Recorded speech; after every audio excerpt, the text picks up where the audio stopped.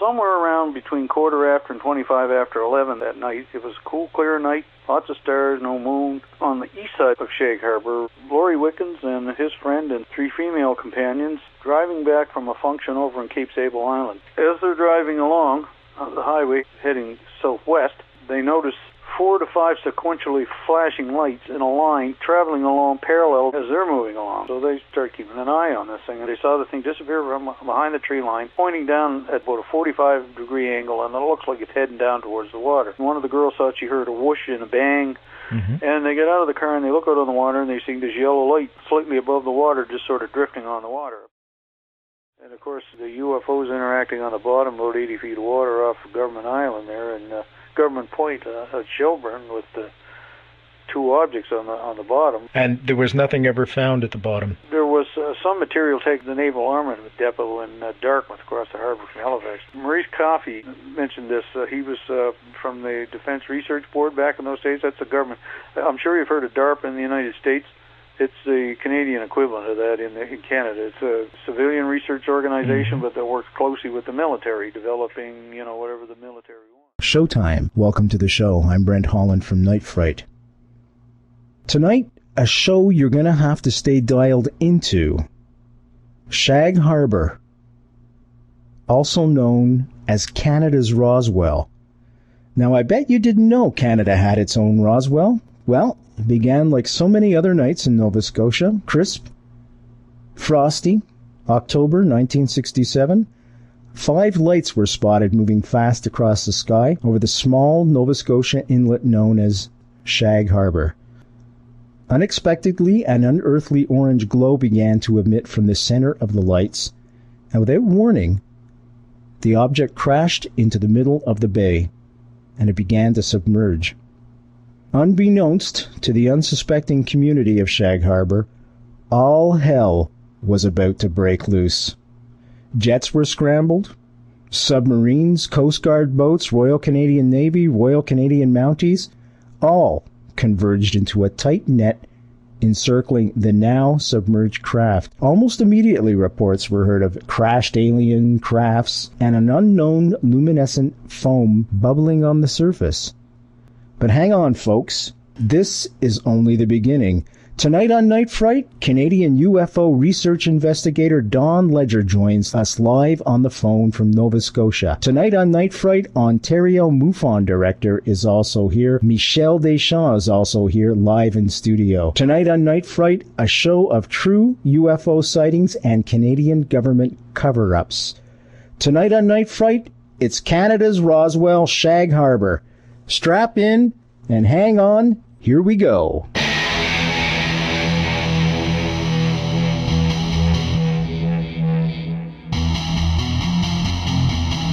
There is a time to question. There is a time for answers. There is a time to challenge. There is a time to speculate. There is a time for change. There is a time for truth. The time is now.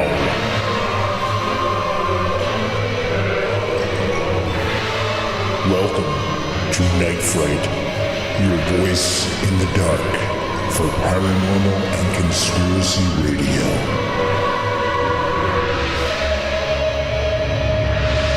And now your host, Brent Holland.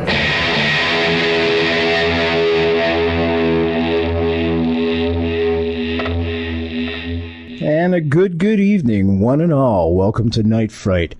Author, UFO investigator, and pilot Don Ledger is the author of 3 books. Maritime UFO Files, it's a catalog of UFO sightings in eastern Canada.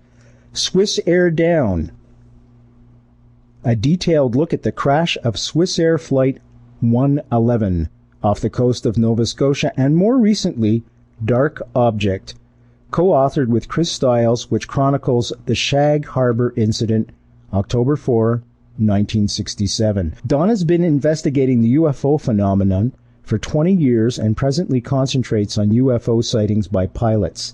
He is the Canadian affiliate and technical specialist for the National Aviation Reporting Centre for Anomalous Phenomena, I am pleased to welcome back tonight, Fright, on the phone from Nova Scotia, UFO researcher Don Ledger, and live in the studio, local Siberian MUFON director, UFOologist Michel Deschamps. Welcome back to the show, guys. Thanks for joining me tonight. I was wondering, Don, could we start off with a little bit of the history of the sightings in the Maritimes? I know you're an expert on this subject and have written a terrific book called Maritime UFO Files on the subject. What was the earliest reported sighting in the Maritimes, Don? The earliest I have in Maritime UFO Files, there might be earlier sightings still, it was back in 1796.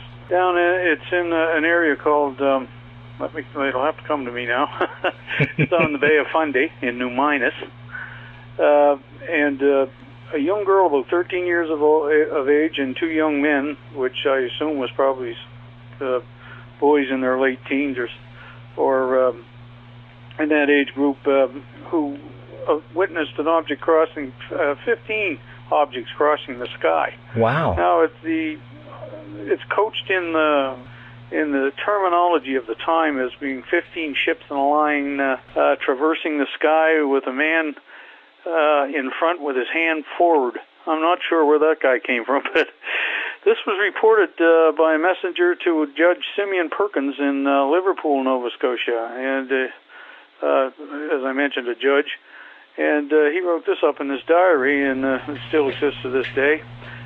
He probably was one of the first debunkers too.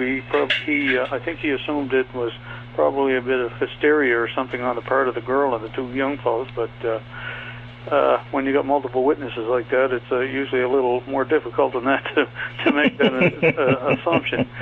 But anyway, this was the first one that I was aware of, and that actually came from John Robert Colombo's book. One of the earlier books he wrote about anomalies in Canada. It was a mixed book about ghosts and UFOs, other strange things, you know. Yeah, John Robert's been on the show, actually. Oh, okay. It's been about a year, actually. Familiar with them then. Mm-hmm. Absolutely. And they continue on up through into, I think, 1932. This one wasn't in Nova Scotia. It was off the coast of Labrador, which, of course, back in 1932 was still part of England, I guess, and or was the English protectorate, and was two Swedish fellows in a biplane flying through the sky when they noticed they were being followed by the classic UFO-shaped object, and the pilot noted in his I don't know if you call it logbook, his story, that this thing, he felt some level of malevolence coming from the thing. He did. I think probably more that he was disturbed by the look of the thing and maybe the technology of the thing. This has happened more than a few times with pilots that encountered these things, that they get a sinking feeling in the pit of their stomachs when they see these things, because I know they're not ours, or you know, they're pretty certain they aren't, and maybe they start thinking of something they hadn't been thinking before. Now, Don, have you ever seen a UFO? Oh yeah, I've seen a couple of UFOs in my time. And did you get that same sinking feeling that you've just described? Actually, the first one was a feeling of being kind of peed off, as they say. And the second one was more of a sort of wonderment and surprise, because it caught me off guard. Did you want to hear them? Yeah, if you wouldn't mind. I was going to ask if you would describe them, and that's perfect. Well, the first one actually took place in B.C. I was out there on government work, but I had a day off in between and decided to drop over and see some of the fellows at UFO BC, and one of them was Graham Conway, who picked me up after I took a Twin Otter over from Victoria, BC to Vancouver to his house. I'm without a car, of course, and we had a little lunch there, and we were heading into, I'd run out of film. I'd been shooting all day, being out in BC and all, and since I'm a pilot, I'm crazy about Twin Otters anyway. I'd taken a bunch of pictures there, particularly while we were flying. And then, so my camera was out of film, and he was taking me into the Shoppers Drug Mart at one of the malls close by, outside of, in Surrey, actually, not exactly in in Vancouver. And while we were walking across the parking lot to heading into the Shoppers Drug Mart, I was chatting away, and then all of a sudden I realized he wasn't beside me anymore, and I turned around and looked, and he was staring up at the sky. So I looked up, and there was this thing crossing the sky. This is about 2 o'clock in the afternoon, and in a clear blue sky, I might add, the first one since I'd gotten there about 4 days before.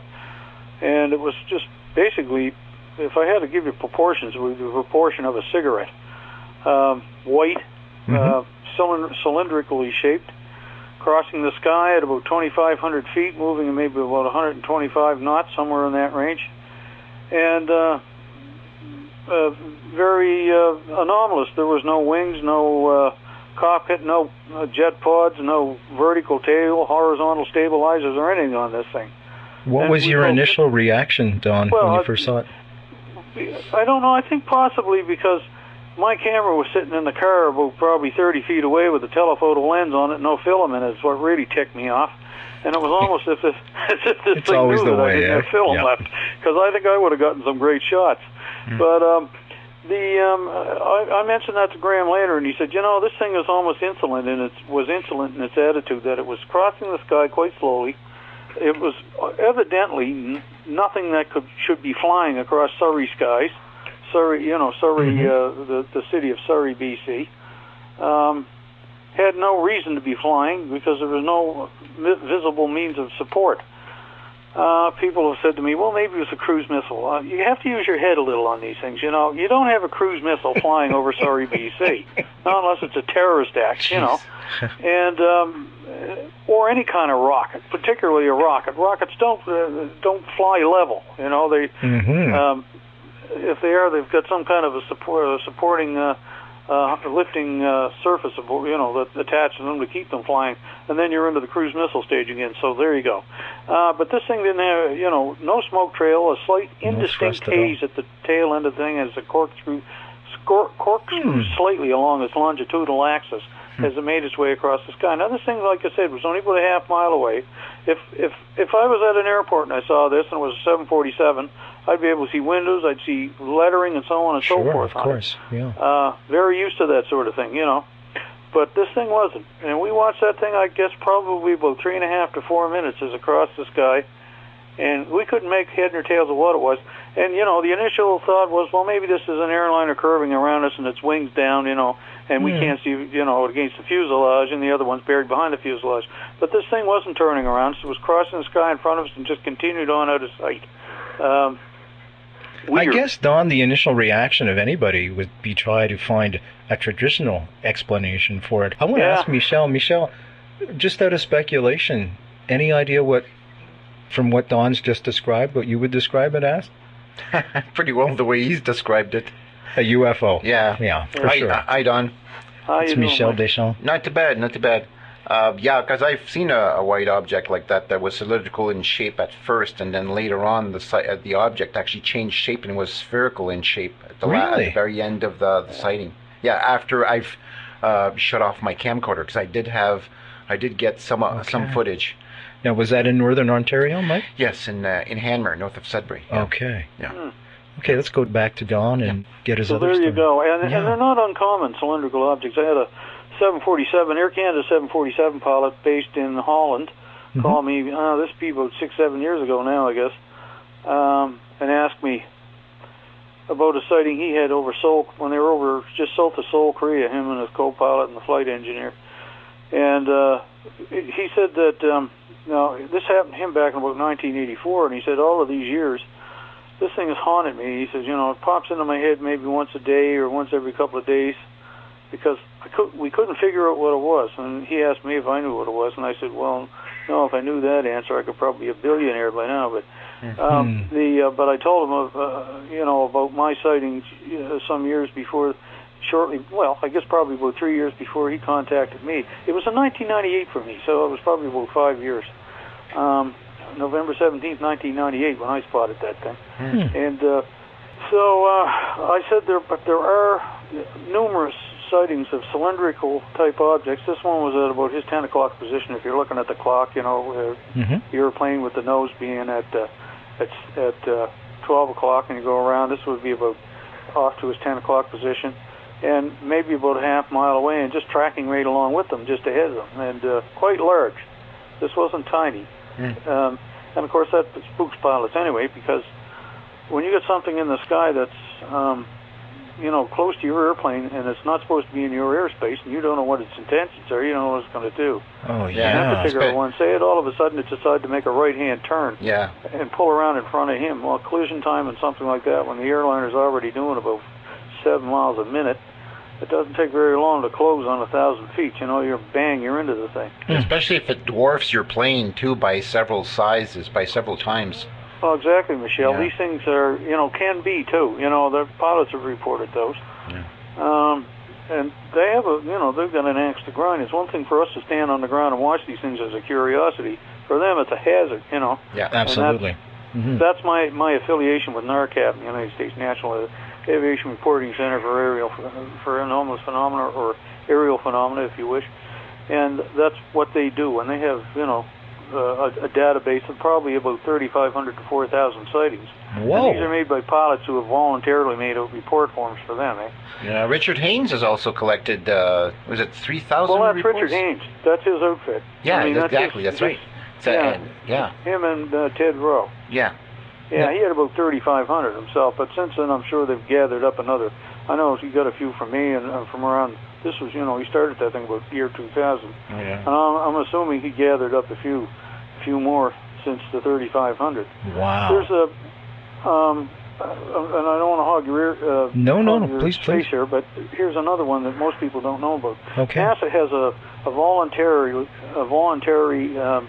confidential reporting database that they use in the United States, so pilots can complain about what they think might be aircraft problems or company problems, and other pilots busting the regulations or something like that. And there's that database numbers about 600 over 700,000 now. But about 35 to 40,000 of them are UFO reports. So they're on there, but you got to really dig at them to get them out of there. Yeah. Canada has the Civil Aviation Daily Occurrence Reporting System, which is reports, all kinds of. They come out every day, and which is it's not a voluntary thing. It's part of NAV Canada and Transport Canada's system network. You're listening to Night Fright, your voice in the dark for paranormal and conspiracy radio. The time is now. And now your host, Brent Holland. Don, when they come forward and they make public disclosure like that, are they ostracized by their... The pilots? Yes, by their companies? They don't normally make public reports if they can help it. There's just too much baggage attached to it. I understand. Drag along with you. Not only do they're going to take heat from, probably ridicule from their peers, other pilots and so on, but there are numerous instances of pilots, being taken to task for it, or threatened, or told them to shut their mouths, and so on and so forth. Look at what happened at the Chicago O'Hare thing back in 2007 now, I guess, 2006.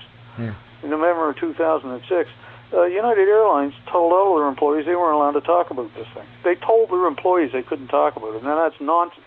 First of all, it's against the law. You can't tell people not to talk about something like that, but they did. And the damn pilots are going to probably say, okay, I'm not going to open my big mouth. And there was plenty of pilots sitting around on the ground that day.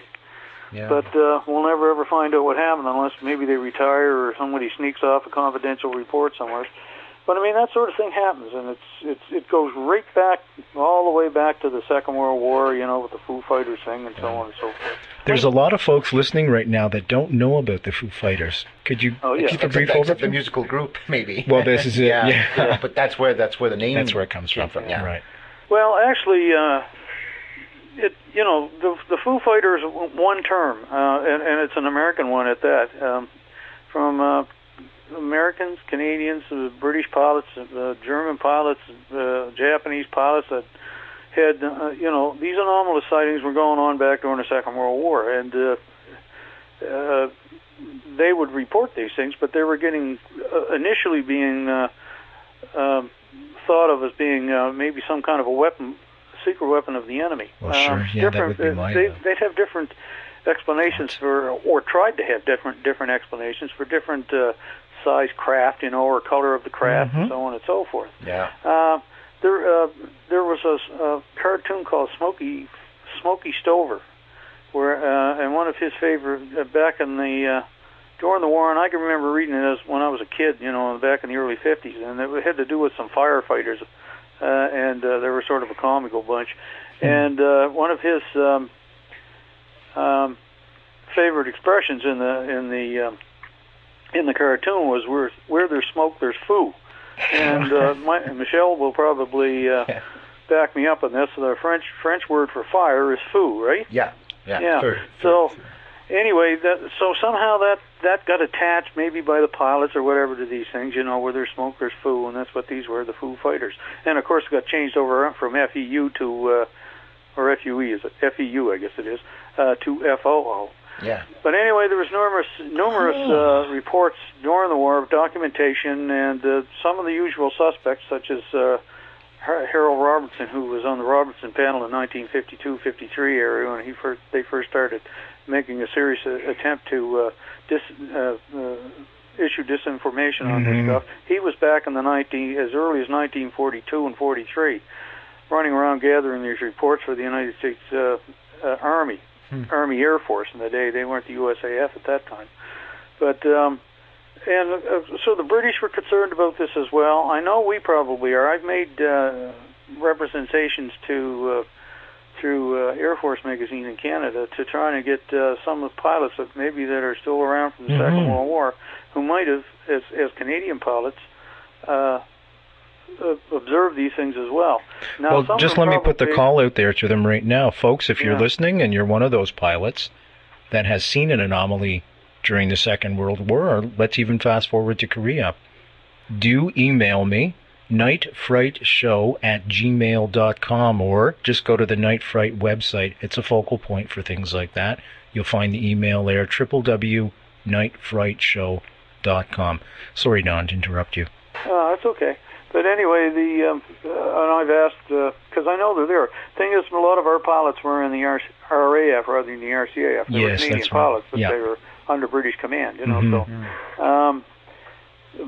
So I'm sure some of the British sightings were probably from Canadian pilots, particularly bomber groups and so on and so forth. But I can't find them, and I've gotten interested in this because of the book by Keith Chester called Strange Company, and which a book he wrote about the food, and he did a very good job in this. He researched it carefully and had the documentation and so on and so forth that's out there now. I'm not trying to plug him, but I'm sure he'd appreciate it.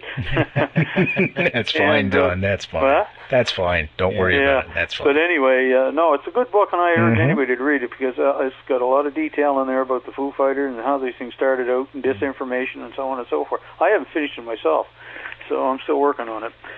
But anyway, so there you go. From that viewpoint, I'm always looking for pilot reports of UFOs, particularly in this country, so I can get our database sorted out and so on.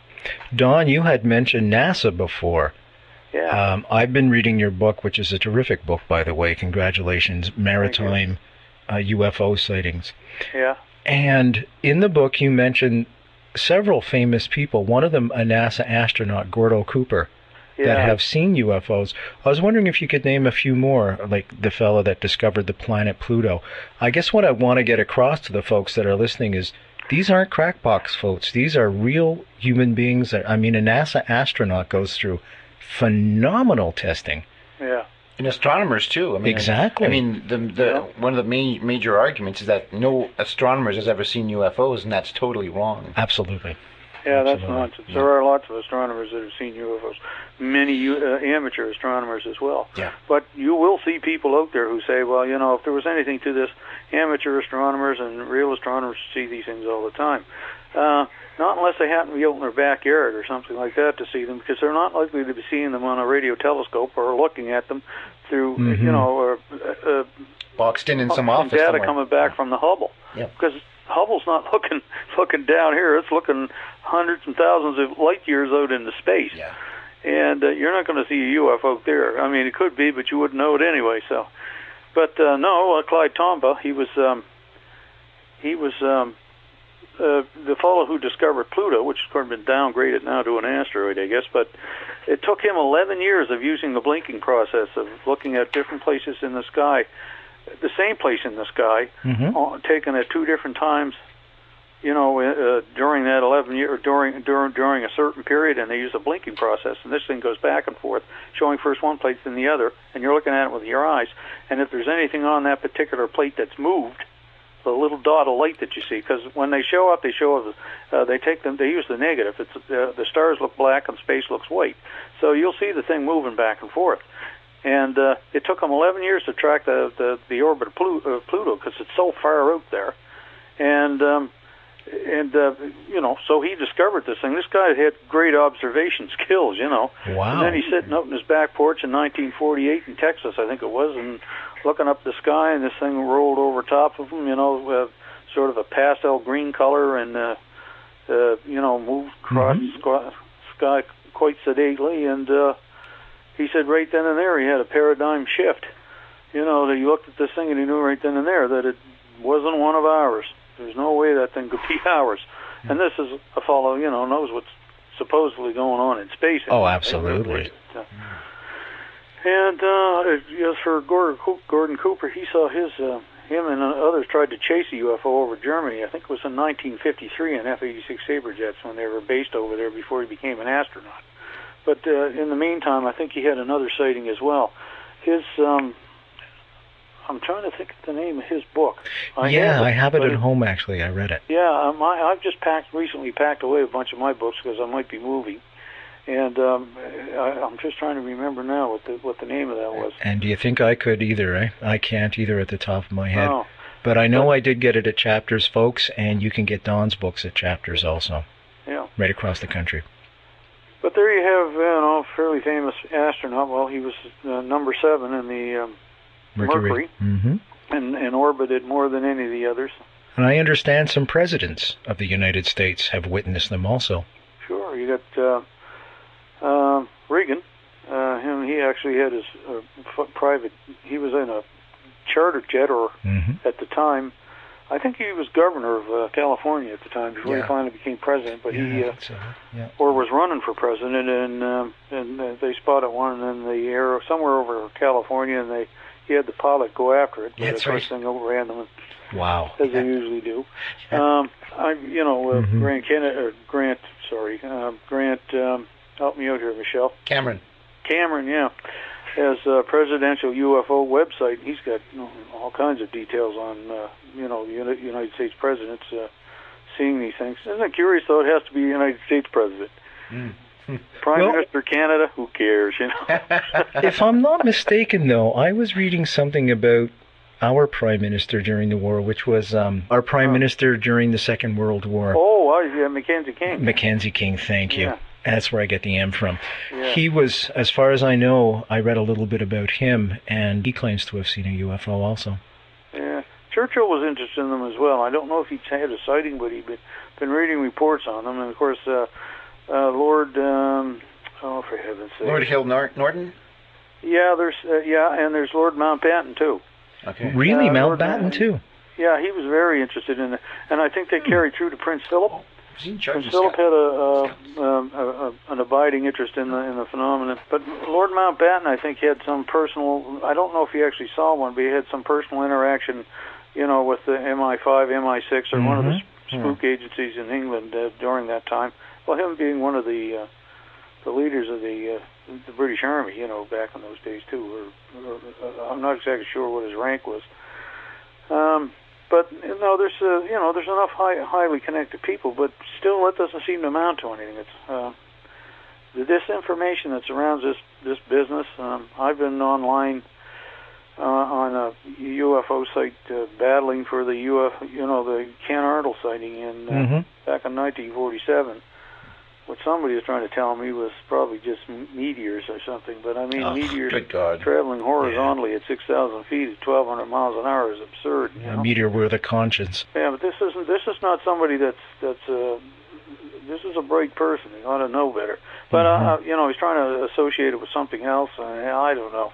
It just sometimes it just gets out of hand. Ken Arnold was a pilot. A pilot started all of this thing in the first place, or at least it became public because of him. And Ken Arnold, all he did was fly from Chehalis, Washington State, to Yakima. Went just below Mount Rainier in Washington, and while he was there, he loitered because he was part of the Civil Air Patrol at the time. This guy had 3,500 hours. He's flying in a small little airplane, no radio, no real navigational aids. He was an excellent pilot, 3,500 hours of time by the time he gave it up, and flying over some of the worst territory you can imagine. Flying in mountains for a pilot's a really tough job, particularly when you have to fly down low where we have to. Absolutely. But anyway, he spotted the 9 objects crossing the face of Mount Rainier, heading southeastward down towards Mount Adams, and he measured their speed at around. He first came up with around 1,700 miles an hour. He was using his clock on his airplane, and but then he downgraded that to be conservative to around 1,200 miles an hour. Now this is 1947. Yeah. Chuck Yeager didn't break the sound barrier at just over about 760 miles an hour until October of that same year. Yeah. So he had a sighting of something. He goes over to Yakima, lands. He used to sell fire equipment, and he was on his way back to Pendleton, but he made a stop in Yakima first. Yakima or Yakima, I'm not exactly sure how they pronounce it down there. While he was there, he told a helicopter pilot buddy of his about what he'd seen, and they speculated on a bit. Then he just sort of dropped it and took off and landed in Pendleton. And when he got there was a bunch of reporters waiting for him. He never called them flying saucers. He said they looked like, the way they moved across the sky was as if you skipped a saucer across the water. And some guy picked up on that, called it a flying saucer, and that's where we got that foolish term from in the first place. But, he wasn't a guy out looking for any publicity. He just told another pilot about it, and the publicity hit him when he landed in Pendleton. I'm trying to remember what state that was now. Gee, that's awful. I'm getting too old. No, not at all. Don, we have to take a station break right now, just for 5 minutes. What I do is I read out the stations that dial us in and listen to us, and I'll read that out. But when we come back, Don, I want to ask you about the various shapes of the saucers. And of course, folks, we will be getting into Shag Harbour very soon. So stick with us. We're just setting it up properly so there's a context there for you to look at and listen for. You're listening to Night Fright, your voice in the dark for paranormal and conspiracy radio. The time is now. And now your host, Brent Holland. Folks, we're speaking with Don Ledger, Canadian legend in the UFO research, and our own legend right here in Sudbury, Michel Deschamps. Don't you have to be dead to be a legend? I would think so, but thank God we're not. I never heard that before. Is that true? You have to be dead to be a legend? Yeah. Okay. Oh, well. I'm going to carry the little satellite handheld with me, the wireless phone, just to keep up with you here. Okay, I'm going to say reputable. How's that? Yeah. All right. Is that better? The reputable Don Ledger from Nova Scotia, live on the phone. We're going to be talking about Canada's very own Roswell very shortly, Shag Harbour. Yes, folks, if you're just joining us, I bet you didn't even know Canada had its own Roswell. Well, indeed we do, and we're going to be going into that in just a few minutes. And Michel Deschamps is here, and I'm going to ask him if there was a Roswell in Northern Ontario. And we'll get into that, too. You're listening to Night Fright, your voice in the dark for paranormal and conspiracy radio. The time is now. And now your host, Brent Holland. Right now, you're listening to Night Fright. I'm your host, Brent Holland. We broadcast every Wednesday between the hours of 3 and 5 in the afternoon and 10 at midnight at night, from beautiful Sudbury, Ontario. And I want to thank Deborah Frankel for all her efforts in putting this show together and working behind the scenes. And it really makes a big, big difference. It certainly does when you have the type of support that she's given this show. I want to thank you very, very much, Deborah. Cape Breton University, Sydney, Nova Scotia, God's Country, Wednesdays, 3:30 to 5:30 in the afternoon. I want to say hi to my friend Matthew Burke. Lakehead University in rockin' Thunder Bay, Sunday nights at midnight. I want to say hi to my pal Jason Wellwood. Hope things are well with you, my friend. The voice of the Eastern Townships in Sherbrooke, Quebec. And that's Saturdays from 9 p.m. to 11 p.m. at night. I want to say hi to my friend David Teasdale, CJUM 101.5 FM, University of Manitoba in Winnipeg, Manitoba. Another beautiful, beautiful campus in Canada. Wednesday nights, Thursday mornings, 1 a.m. I want to say hi to Jared McKittiak. Sound FM 100.3, my buddy Road Dog. University of Waterloo, Waterloo, Ontario. Sunday nights, Monday mornings, 3 shows back to back, 2 a.m. to 6 a.m. CKXU 88.3 FM, University of Lethbridge in Lethbridge, Alberta. Friday nights at midnight. Hey, Alan Gillespie, hope things are well with you. CIVL 88.7 FM, University of the Fraser Valley, Abbotsford, BC, beautiful British Columbia. Thursdays at 2, Friday mornings at 2 a.m. I want to say hi to Amos Evans. You're listening to Night Fright, your voice in the dark for paranormal and conspiracy radio. The time is now. And now your host, Brent Holland. We're back and we're speaking with Michel Deschamps, local UFO reputable person. I just learned that if you're a legend, apparently you have to be dead. So now he's a reputable person. And of course, another great Canadian reputable person, Don Ledger from Nova Scotia, is on the line live. And tonight we're going to be discussing Shag Harbour. Now you're going to say, what's a Shag Harbour? Shag Harbour is Canada's Roswell. Now I'm going to lay a bet most of you listening right now don't know that Canada has its very own Roswell. And we're going to be discussing that in a few seconds. But right now we're going to come back to Don and we're going to be discussing the various shapes of saucers that people have seen. And there's a very big commonality in all of these. And we're going to get into those right now. But first, Michel has a question. Fire away, Michel. Yeah, Don. Yeah. Yeah, before you focused your attention on the pilot sightings, and you were collecting. Were you actually collecting like reports from all over about anything related to UFOs? Because I wanted to know if you ever got any reports of humanoid sightings. Humanoid? Yeah.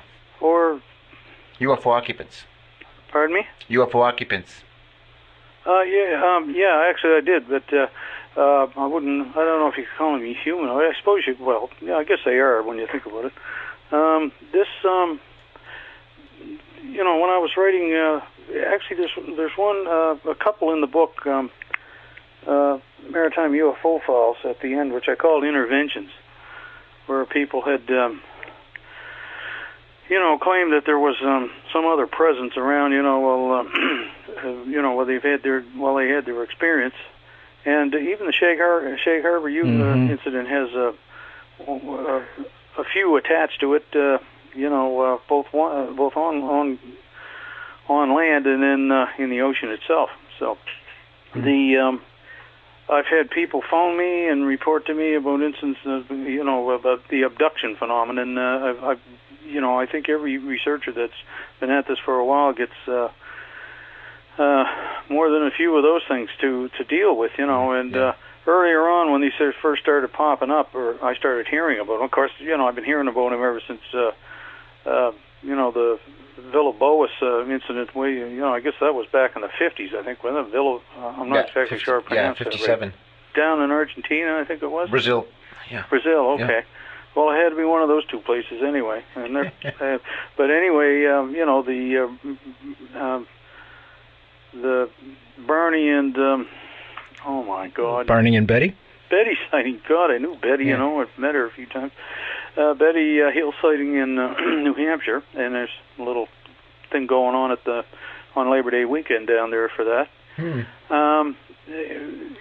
That's been this has been reported over ever since this phenomenon has been around. There's been some association going on there, or some between the two. And of course, the more we go into the years, particularly into the 80s and so on, they really started coming out. And then, of course, God, there's tons and tons of them. And I know myself, I've had probably people report, the experience and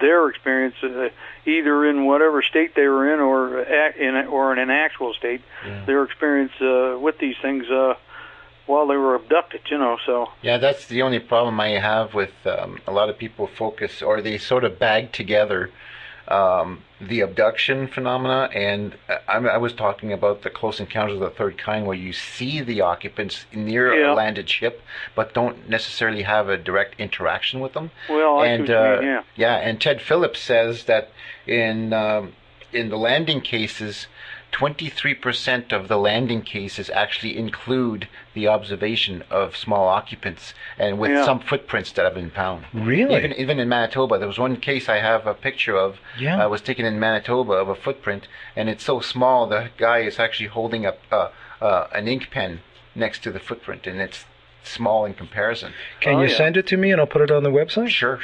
Folks, if you want to go to the website, it's www.nightfrightshow.com, www.nightfrightshow.com, and you'll find a picture of all the things we're talking about tonight. You'll find links both to Don Ledger's website and Michel Deschamps' website. It's all going to be right there for you. I've made the website as a focal point for the show. There's going to be pictures there. Most importantly, though, hit the archives, and you're going to find a whole archives of the shows that we've been broadcasting since October when we started to record them. So that's all there, www.nightfrightshow.com. Don, I was wondering if we could talk a little bit, going back to the shapes, the various shapes, and I noticed when I read your book, there's some commonalities there. They're not all that different. There's basic shapes. There's 4 or 5 basic shapes. Yeah. I was wondering if we could talk about those a little bit. Well, yeah. This, when I first started reading about this stuff, and I didn't really get involved in it, I was an interested spectator, probably ever since I was around 13 years old or 10 years old. Whenever I saw that movie, UFO, or Unidentified Flying Object, which is a cute little primer for people to watch if they can get their hands on it. It does sort of give them a grounding at the very first of this thing, back in at least 52 anyway. 53, 51, 52, 53, something like that. But, and I would be, quite often I'd be kind of upset when there was anything but, the classic UFO shape involved. But then, when I got more involved in aviation and began to realize that we don't have a classic shape for an airplane either. They all have wings, and they got a fuselage and got a tail on them, and there's a generality about them. Right. And but there are so many different types of aircraft in this world. So there are literally tens of thousands of different aircraft models that have been built or are still in existence. That's a very good point. Yeah, and and they all serve different purposes. A general purpose to get through the air, go from point A to point B, or get up and go out and rescue people, or whatever. Helicopter shapes and so on. But I suppose there's nothing to stop whoever or whatever this other intelligence is that might be visiting our skies. They might have their own purposes too for the shapes of their craft. And well, let me throw this into the mix for the two of you. Do you think it's only one species visiting us, or do you think there could be various species and perhaps they use different crafts? Yeah. No, I don't think there's just one. No. No. If it is, or if we are being visited. Exactly. I'm not trying to be a fence sitter. No. It's just like in some of the earlier clippings from the Sudbury Star, for instance, in the 50s. That's all what they would say was that they came from one planet, but then all these shapes were all appearing, and I personally don't think that it's just one planet. Of course. Do you think that's part of the Hollywood phenomena that entered in there? They're Martians. They're all from Mars. Yeah. Okay. Yeah, I would think so. Oh yeah. It's strange though how often the shape comes up, or the little guy comes up there. The little gray guy. The little gray fellow. No, I know. Whitley Strieber, not Whitley Strieber. Good Lord. Steven Spielberg's Close Encounters of the Third Kind probably did more to get that thing out there. But here's my personal theory. First of all, I don't think this phenomenon is a local phenomenon at all. I don't think it's got anything to do specifically with us. I think too often people think about this phenomenon as being a point-to-point thing. There's our planet and some other planet that's come here to visit us. I don't think it's got anything to do with that. I think it probably has more to do with the the history and the immense age of our solar system, or our universe already, which goes back about 14.7 billion years. Now, in our galaxy alone, it goes back apparently over 11 billion years or something like that. I might be wrong about that. But think of the possibility there's with hundreds of billions of planets, stars, I mean, and the possibility of other planets in our galaxy alone. Never mind the rest of the universe, and there's countless billions of galaxies. So supposing some civilization rose up and in one place and then another place and another place, and we're talking billions of years ago here, or even millions of years ago. Look at the jump they got on us. We're just getting into space, and actually the Americans got into space and then sort of pulled back from it, not going to the moon. But the ESA, the European Space Agency, the Russians, the Chinese, everybody and their grandmothers get involved nowadays. But supposing these other civilizations did get into space, an intelligent species that finally made it to the tool-making stage, and then from that on to the stage where they became clever enough to make heavier than air aircraft or heavier than methane, whatever whatever fuels them breathing there, and they were able to get out into space, and then they're over thousands of years moved from their local area, their own solar systems, out into space, and probably eventually lost sight of actually their own home planet. Maybe that's the case, I don't know. Maybe they know where their home planet is, some of them do. But many of them are ranging around out there and probably have run into one another and formed alliances or whatever. I don't know. It's just, I think it's almost a situation that is beyond our ken, because we haven't had the experience. We haven't had enough experience of that to know how these things could probably formulate, as some kind of a federation or whatever. We make movies about it, but I don't think we really understand the concept or the process. But we get out and we move along through space, and you've got, say, could be, I don't know how many civilizations who have expanded over millions of years into huge populations that are ranging out through space, because that's what they do. I mean, that's their reason. Their reason for living. That's their life. And then they stumble across some little planet here or there, or maybe at one point, and I'm beginning to think this goes back, maybe tens of thousands of years on our planet, because there's an awful pile of carvings and rock, on rock and so on, that sort of indicate that, going back at least 35,000 to 40,000 years, and enough anomalies to make us think. And so they stumble across us. They check in every once in a while, or maybe they're more interested than that. They don't have to be here. They can be anywhere in the solar system and hide from us, because we really don't have that much out there looking around. And it helps. It helps a lot for space travelers too, if their lifespan quite exceeds ours. Like, let's say if you had a civilization whose lifespan could be 300 to 400 Earth years. Well, this is the case. I mean, we're expected, I think, sometimes over the next century to probably start creeping up into the 125-year range, which means we'll probably have to work until we're around 95 or something like that, and then retire, because, geez, that's an awful prospect.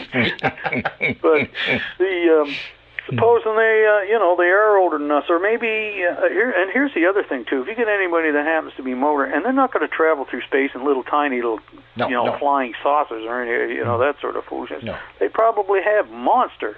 Who says they can't hitch rides on asteroids? Hollow them out, and use them as a or like aircraft carriers. Well, yeah, well, that's it. Well, what they call the motherships. Proverbial motherships. Yeah. So they take up a little spot in the backside of the moon somewhere.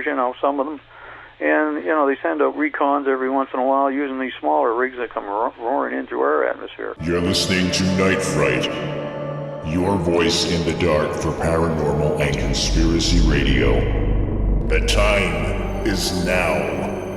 And now your host, Brent Holland.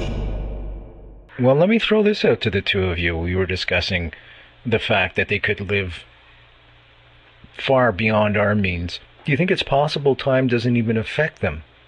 Do you think? Well, there is. When you're traveling at the speed of light. Well, this is it. Traveling at the speed of light is only a long time for the observer, not for the traveler. When they're and once you go faster, you're into time. Yeah, you just continue on being what you were. And maybe it takes you 3 or 4 months to travel one spot to the other, which could be light years, many, many, many light years at the speed of light. Yeah. But your relatives back home, or the people here, for them, maybe 1,000 years has passed, or 10 years, or 5 years, or whatever, But your relatives could be dead, and your grandchildren are dead, and all that sort of thing from the planet you left. By the time you return, and maybe even the people sent you out there in the first place don't even remember sending you, and wonder who the heck you are. Do you think there has been an effort by them, or perhaps one of the species in particular, to communicate with us beyond an observance? Well, I don't know. It's whether they need to. Well, that's a good point. Maybe they just don't figure we're smart enough yet, or moved along enough yet to jar us with the knowledge of their presence, and I'm not one that believes that they're here to save us from ourselves or save us from the galaxy.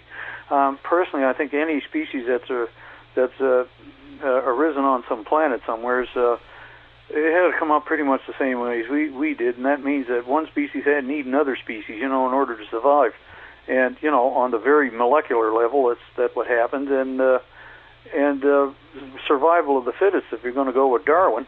And they were probably violent in some part in their lifestyle. I mean, some of us, we're not all violent on this planet.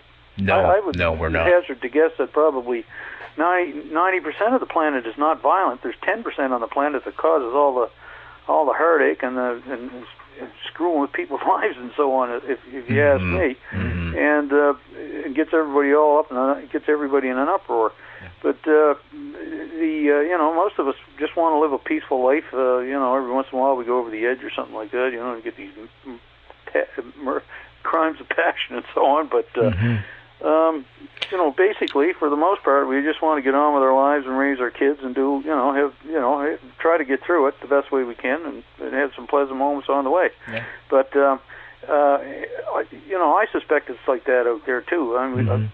I'm sure both you and Michelle have read books over the years, about the some species coming to our planet and threatening to destroy our planet unless we change our ways. Well, this island Earth, for starters, And well, you must be clairvoyant, because that was my next question to you both.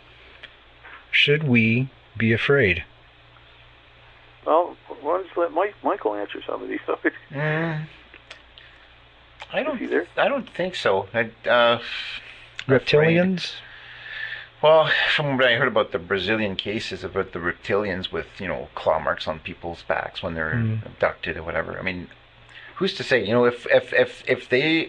If we were meant to be done in, we would have been done in a long time ago. That's a good point too, Michel. And even to this day, I mean, I don't care what kind of weaponry we come up with, we have no defenses against these people. Because the technology is so far advanced, it practically seems magical to our eyes, I pretty much go along with that too. Yeah. I mean, nothing seems to phase them anyway, and no. But I mean, like I said, malevolence. Can we touch on abductions then for a second? Because I know people are just abducted, and they are traumatized. Very much so. Basically, what it comes down to, it's more like maybe a systematic laboratory rat kind of experiment or something. Maybe if they've had, especially if they've had their hands into our genetic development by tweaking us a little bit over 300,000 years, let's say, to bring us to a level where we could eventually have trades with them, like whatever. Yeah. That may be why they seem to think that they have rights over us in abducting us and checking on us every once in a while by taking a few samples here and there. That's why the rest of the population is not affected, and the people that are being abducted, it's generational. Yeah. So. Well, here's another. Sure, go ahead. I lost the word. Okay. Similarity. Let's put it this way. You got some polar bear wandering around up near Churchill Falls. He minds his own business. He needs a snack, and there's garbage dumps up ahead, and he's getting all excited about that. And he's sort of minding his own business as long as nothing gets in his way that's going to threaten his passage to the garbage dump.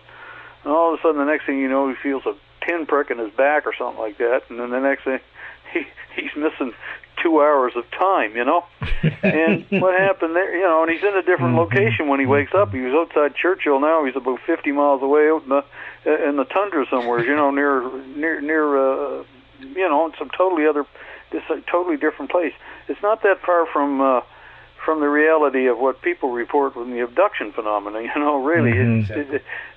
That's a great analogy, Don. That's a great analogy. Yeah, analogy is the word I was hunting for earlier, and I should know that, being a writer and everything. But you know, there's that comes up quite often, you know, and you know, other people have used that example as well. And look at the difference in the intelligence between us and a polar bear. Well, maybe you can expand upon that going in the other direction, the difference between our intelligence and their intelligence and how they think. Yeah. Let's not go there. Polar bears to them, you know. Yeah. And no special need to, you know, punish us, and maybe there is some roughnecking going on there. Well, if there's anything I don't agree with, though, is that this thing isn't.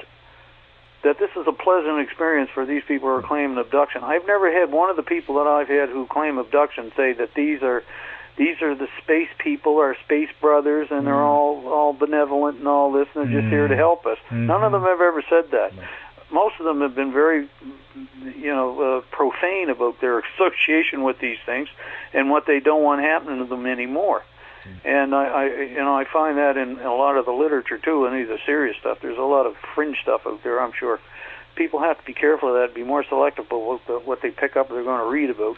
Not just take my word for it. I mean, I'm sure they can use their own heads in this matter, and I'm sure you guys probably, you know, you've got the same opinion. I don't want to put words in your mouth, but from what I've read and, you know, and interacting with Michael, or Michelle, I should say, over the years on the internet, that, you know, I don't think he has that, you know, pie in the sky attitude towards our benevolent space brothers either. Yeah. No. Well, let me put it to you guys again. Here in Laurentian University, we have a very famous scientist. His name is Dr. Persinger. Yeah. He has tried to recreate various phenomena in a test situation. Yeah. He's trying to say basically that it's the magnetic pole on various parts of your brain to that extent. I'm just giving a quick overview because I want to get to the question. How do you feel about that being put forward? Well, are you asking me or Michelle? Both. Who would ever like to go first? You go first, Don. Okay, well, actually, Mike Persinger used to be on UFO Updates some years ago. I don't know if you remember that, Michelle. Really? You know, he would interact with us about this. Well, it was the Earthlight things. He was, you know, the stress tectonic plates and so on, and creating what do you call? I think he was the one calling them Earthlights, which were, you know, balls of energy that floated around in the air, you know, shortly before or during an earthquake and so on and so forth. And he actually was able to prove this by creating some by performing experiments in laboratories on a very minimal basis, of course, different kind of a thing. But these things were short-lived. Very short-lived. Yeah, very short-lived during in their experimentation, and you know, I don't think they could account for it. I don't say that doesn't happen, you know, but I don't think they can account for you know, a lot of the sightings of solid objects, you know, seen in the sky, you know, by various people. Yeah, doing right angle turns at 10,000 miles an hour. Yeah, right, and so on and so forth. You know, and I know he's done some work in the abduction area. Well, at least trying to create maybe something in the brain that could be, and he has done that, if I remember correctly. Yeah. And I'm not. You know, I'm not a defender of the abduction phenomena, other than the fact that I've got several people I've known for years who are good friends now, who have had, you know, this experience. So I sort of lean in their direction on it, but I'm not an expert in the abduction field. I don't even know if I'm an expert in the other side of it, really. But I know a lot more about aviation and how things fly and things go on and interaction between aircraft and these things than I do about the abduction phenomenon. Yeah. And, I have invited Dr. Persinger on this show, but I'm going to look into trying getting him back on, and perhaps I can set you up and the two of you can give your own perspectives on your ideas. Well, there again, and things he's a scientist, and I'm just this nutball hanging around down here in Nova Scotia. He'd probably talk me under the table. But, because my greatest fear is always being shot down by this guy, because I did go to one of his presentations once because I knew he was going to talk about UFOs, but basically he was using it underneath the auspices of Earth Lights or whatever. And nobody else that I knew wanted to pay the $12 to go. I said, well, I'll go there as a sacrificial lamb and go. And I felt like a lamb in the lion's den. It was I stood up, I shook, I was shaking like a leaf. I stood up, and after his presentation, I basically said, on behalf of everybody who's ever seen a UFO, I personally think you're full of crock. Oh yeah. Okay. Oh yeah, and I did get a pat on the back from Chris Rutkowski about that. So good for you. I think he's been able to recreate certain phenomena for certain people, but across the board, there's just too much. Plus the sensory deprivation. I mean, his helmet covers, like, your eyes are blindfolded. Your ears are completely plugged. You can't hear anything. You can't. If we were to do that a day by day basis, we'd have to be walking outside with a helmet like that, being led by somebody, and experiencing the same thing he's trying to say that is happening. This is it. It's just that sort of an experiment reminds me of the old days of George Carlin back in the '60s, when he said that they were talking about marijuana causes brain damage. He said if you take a mask and you stick it on a rat and you make it breathe cannabis fumes for about 24 hours, of course it's going to cause brain damage. It's not getting any oxygen, So, maybe that's going a little further than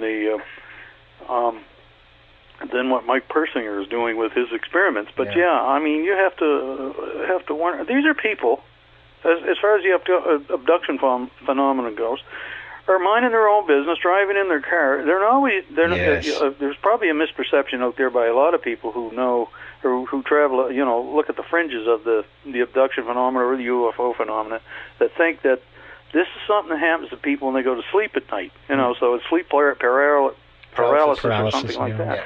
But as you both know, this is not true. No, well, you can be driving along the road, and all of a sudden you see this thing in the sky, and the next thing you know, 2 hours later, you're in an entirely different place, and your shorts are on backwards, and you don't have any buttons left on your shirt or something like that, and you're sitting in the back seat of your car, and you don't know what happened. Yeah, and you're traumatized. And this stuff will start coming out maybe years later. Yeah. Or you happen to be standing alongside of your mother at your summer camp, and you're 7 or 8 years old, and she's in her 30s, and you're both looking out the window at the beautiful owls standing on your front porch, and they're 4 feet tall, and there's 4 of them there staring at you. And this sort of thing, these are this is stuff that I've encountered, not me personally, but people that I know have encountered. Told me they've encountered, and. Don, it's the bottom of the hour. Yeah. Just let me read out these universities again. But when we come back, Shag Harbour, Canada's Roswell. You're listening to Night Fright, your voice in the dark for paranormal and conspiracy radio. The time is now. And now your host, Brent Holland. You are listening to CKLU 96.7 FM Laurentian University in Sudbury, beautiful Sudbury. And we broadcast every Wednesdays between 3 and 5 in the afternoon and 10 at midnight at night.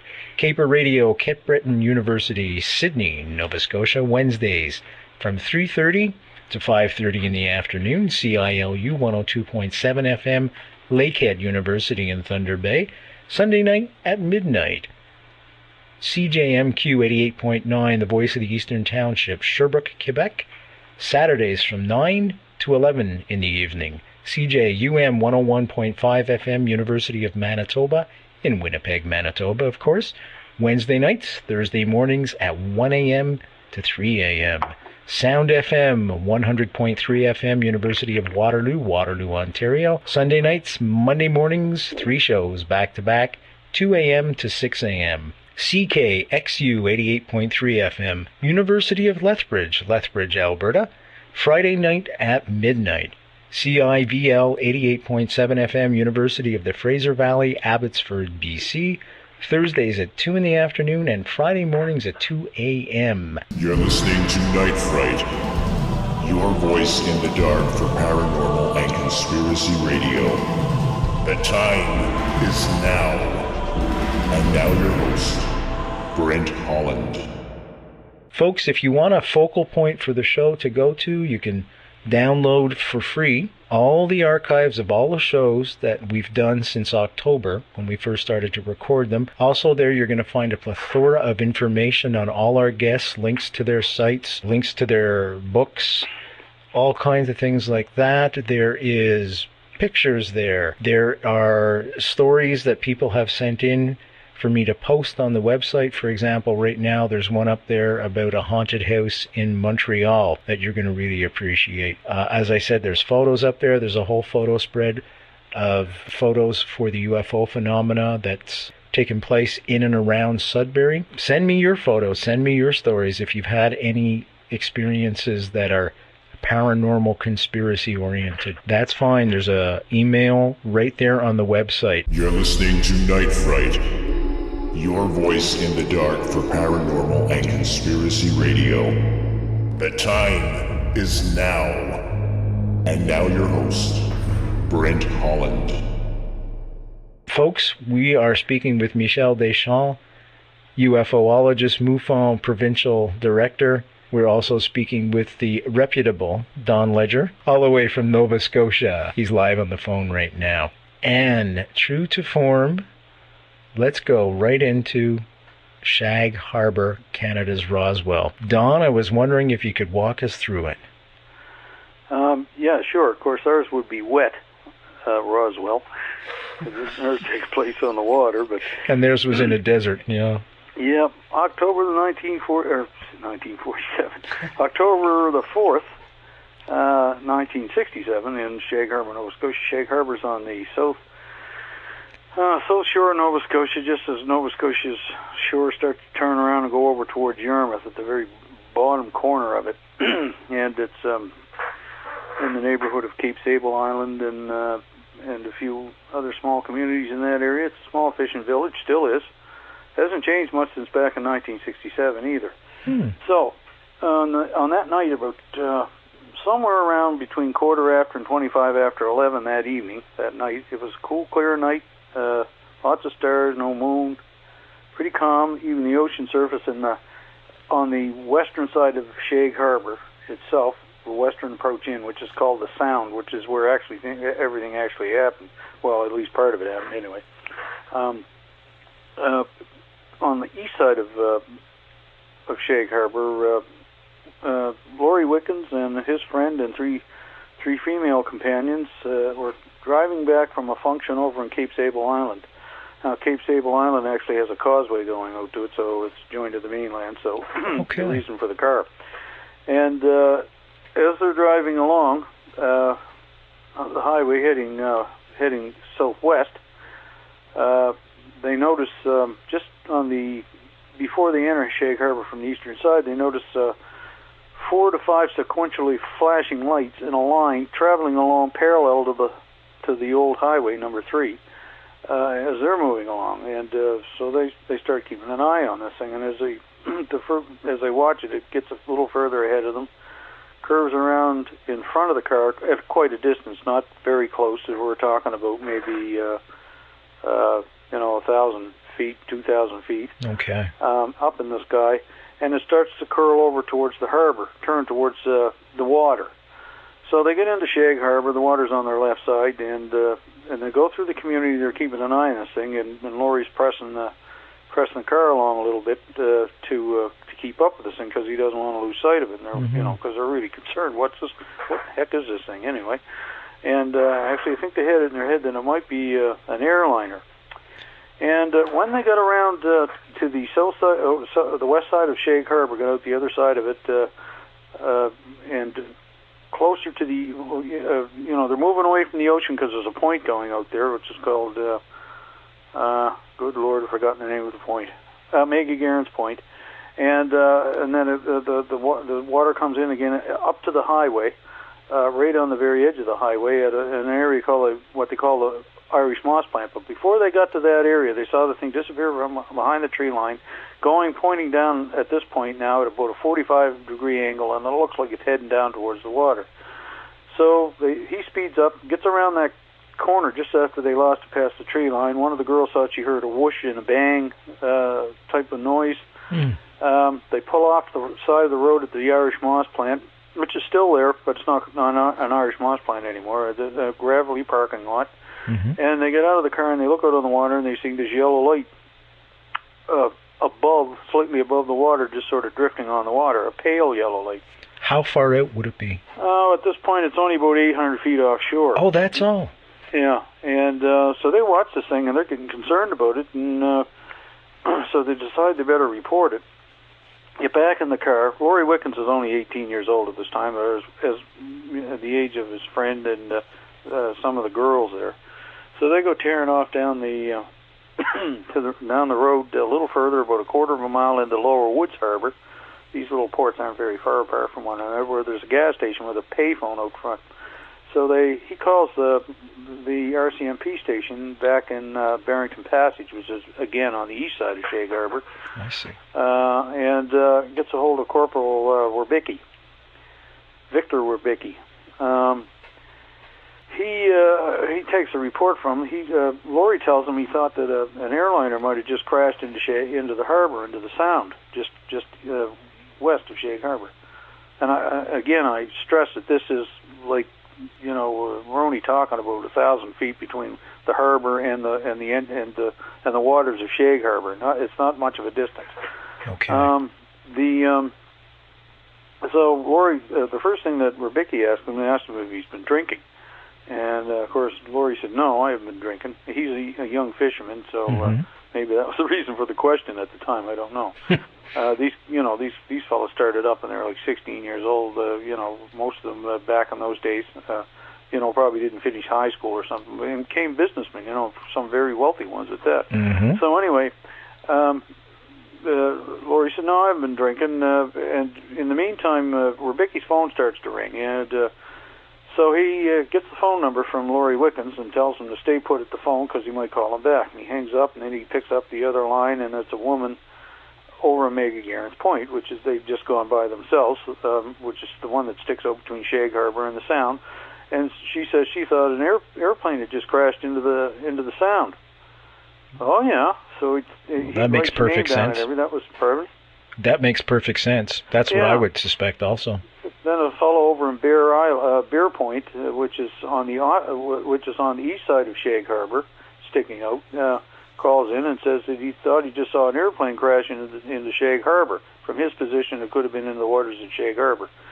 And then a woman and her daughter also called in to say from Cape Sable Island, which is 13 miles away, and saying the same thing, that they thought they saw an airplane crash into the harbor over Shag Harbour way. So now he's taking this serious. He calls up Laurie and he says, look, you better get back to the Irish moss plant and keep an eye on this thing for me, will you? And I'll get some of the boys together and we'll get down there. Now, he had a couple of other Mounties, Ron Pond and Ron O'Brien.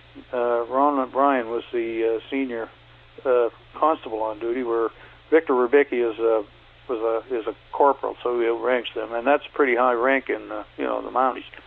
And he calls them by radio because they're out somewhere down in Lower Woods Harbor, staking out a clearing down there looking for deerjackers. And you understand the concept of deerjackers, do you? Because down in the States it's like poachers or whatever. People out at nights with a flashlight trying to catch deer because they stare at the light and then they shoot them. And and they use the money. They use these things. They sell the meat, to various people like deer meat, I guess.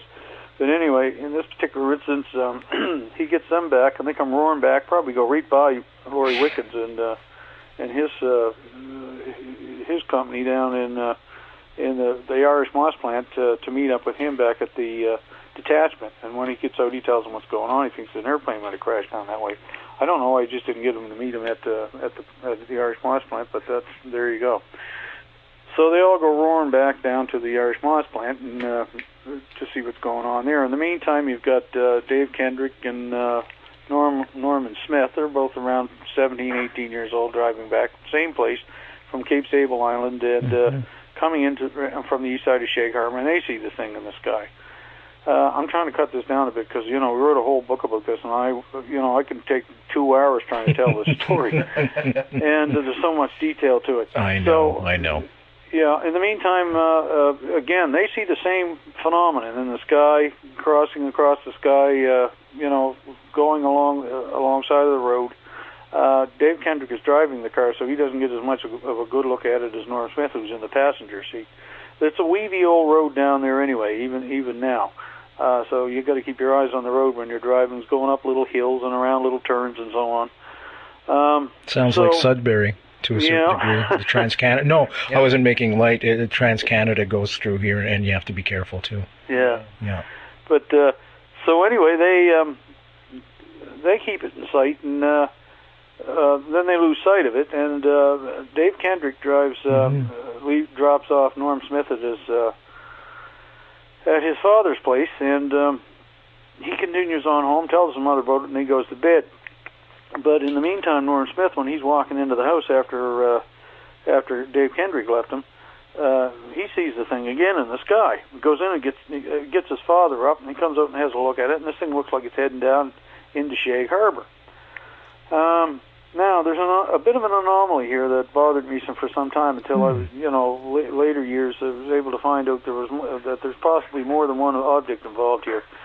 Because they came, he got his father up, and his father came out, and they were concerned, and they figured they better head down to the harbor because this might be an airplane crashing or something. Mm-hmm. When they were getting ready to get into their car, the Mountie cars went tearing by them with their lights going and heading down to Shag Harbour. Now, this thing is already on the water, and they've already been alerted, many minutes before. We're talking 10, 15 minutes before these people are getting into their car to go down and to see what might be happening. Anyway, they hop in their car and they follow the Mountie cars down to Shag Harbour. And so there's an anomaly here with this thing having been in the sky after it had supposedly gone into the water. Now, but don't forget now, all the time, everybody here is thinking that an airplane crashed in the sound. No UFO mentioned. So the Mounties arrive on scene. They see the light out on the water. They think first that they should take. There's a dory tied up over at the Irish Moss Plant. They think maybe they should row out in that and see if they could offer assistance. This thing's a little bit further out now. Victor Rubicki gets one of Ron Pond, the junior Mountie, the rookie, I guess they called him at the time, to wander around through some of the people who are now gathering on the scene. To ask some questions and so on. In the meantime, they decide maybe they should go out and see if they could contact the RCC in Halifax, which is a Rescue Coordination Center, and see if there's any aircraft missing. And which Victor Rubicki orders Ron O'Brien to do. And in the meantime, Victor Rubicki himself is going to go to a house nearby and see if he can line up a couple of fishermen, maybe get a boat to go out there. Don't forget, they didn't have the communications back in '67 like they do nowadays. Absolutely. They had car radio to car radio, but they didn't have any way of getting on into some kind of a net or a system. And no cell phones. Yeah, no cell phones or any of that sort of thing. So in the meantime, just before they leave, the light disappears, and they assume either this light sunk or it went out on its own volition, or something. This thing went underwater under its own volition. They don't know what happened there. So there's more of a sense of urgency going on here now because of this, and so Victor Rubicki goes to his place, to a house looking for some fishermen. He contacts Lawrence Smith and Bradford Shand, who through another fisherman who told him that they were the last two boats tied up at the government dock over in Shag Harbour, and it would be easier to get them out, so they should contact them. So they do. Make a long story short, 15 minutes later, you've got a bunch of guys showing up down at the government wharf, a jetty, quite a long, big L-shaped thing, with a bunch of fishing boats tied up in it. And the two boats that go out are Bradford Shand and Lawrence Smith. Lawrence Smith is the first boat out. The second boat out is Bradford Shand. They turn westward at the dock, and head towards the western approach, the western entrance in Shag Harbour, which many years later is silted up and you can't get out that way. But I understand now they've been dredging that out. Mm-hmm. So they travel out across the water from the western approach out across the Sound to where they're being told that this thing was last seen. Now, there are buoys out there, a lighted buoy, which everybody knew about, including the young fishermen. They all knew where the buoys were. They knew where the little lighthouses were. They knew where the lighthouse was off of an island that stretches along, parallel to the coast, but out from Shag Harbour's western approach, about a mile and a half, leaving what they call the Sound, which is about a mile and a half wide. And they bear down on what they thought might be the possible location, all the time thinking that, what they find over there is probably going to be a bunch of bodies and bits and pieces, or maybe some survivors if they're lucky. Mm-hmm. And but in the before that happens, they run across a big swath of foam that's out on the water. It's about 3 to 4 inches thick, glittery yellow on the top, looks like shaving cream, about 80 feet wide, 2 boat lengths wide, and about a half a mile long. They figure traveling out along the Sound. Now, all of these guys are fishermen and or been around the water all their lives, and they all swear this stuff wasn't sea foam. It wasn't anything like sea foam. It was more like shaving cream with a glittery yellow surface on it. They didn't like to sail into it. They called it sail, even though they're motoring in, with gasoline motors in those days.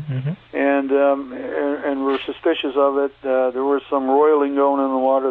Some of them reported.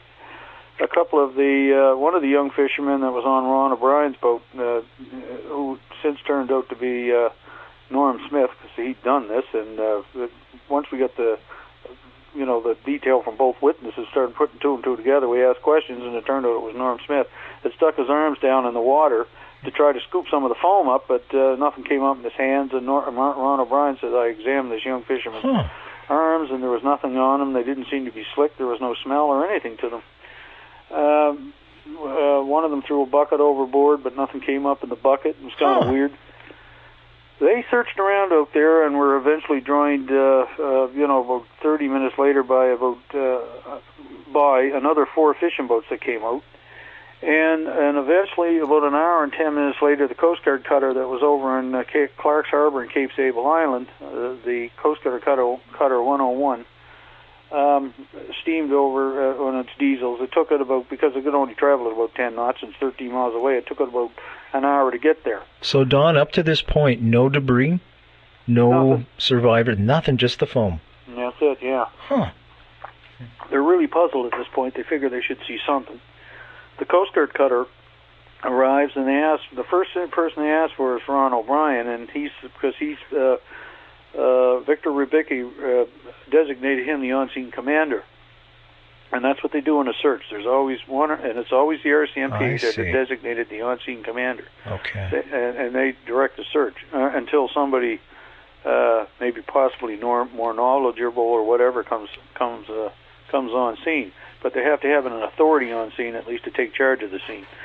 And they ask to talk to him. And when he gets over to the boat, they tell him that his request through RCC for about any other missing aircraft or anything like that has turned up absolutely nothing. There's nobody missing, nothing missing that they know of, all up and down the coast. And this goes right down into Maine and all the way up into Newfoundland. No aircraft missing, nothing from the continent or anything like that. And this is the middle of the Cold War, too, folks. Yeah, don't forget that, too. There's only a 12-mile limit in those days, not 200 miles like we have offshore nowadays.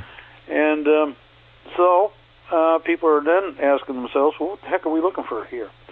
The report goes right on up through the system. It goes up to the Air Desk in Ottawa, because the RCC contacted them to ask them if they had any military reports of aircraft missing and so on and so forth. The Air Desk in Ottawa is also, back in 1967, was the receiver of UFO reports from the military. And the RCMP would forward them into the military, and they would go to the Air Desk in Ottawa.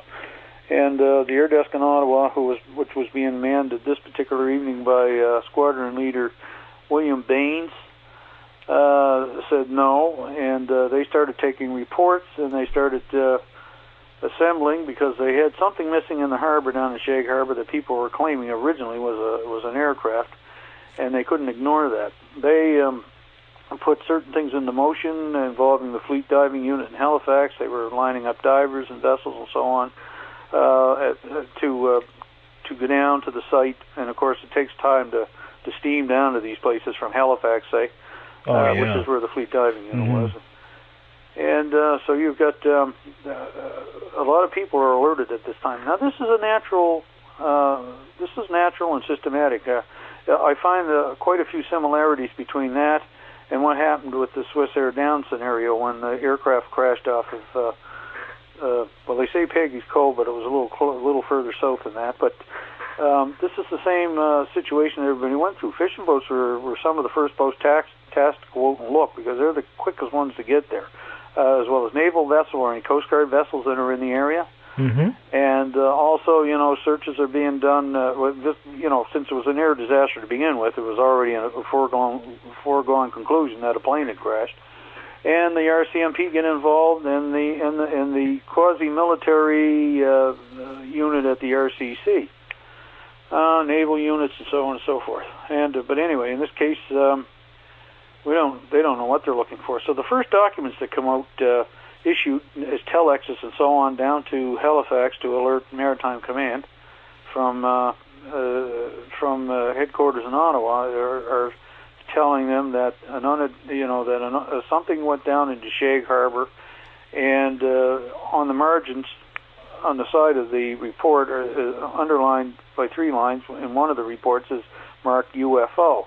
And it becomes a UFO, and then it's also called a dark object, hence the name for the book that we wrote, Dark Object, by the RCAF in those days. Don't forget, the RCAF was the Royal Canadian Air Force was still the Royal Canadian Air Force up until 1968, when the unification with our friend Paul Hellyer went on, and they changed it all over, and they become the Canadian Air Force, or the air element of the Canadian Armed Forces. So, but it was still the RCAF in those days. During the latter part of that year. So now we've got a weird thing going on.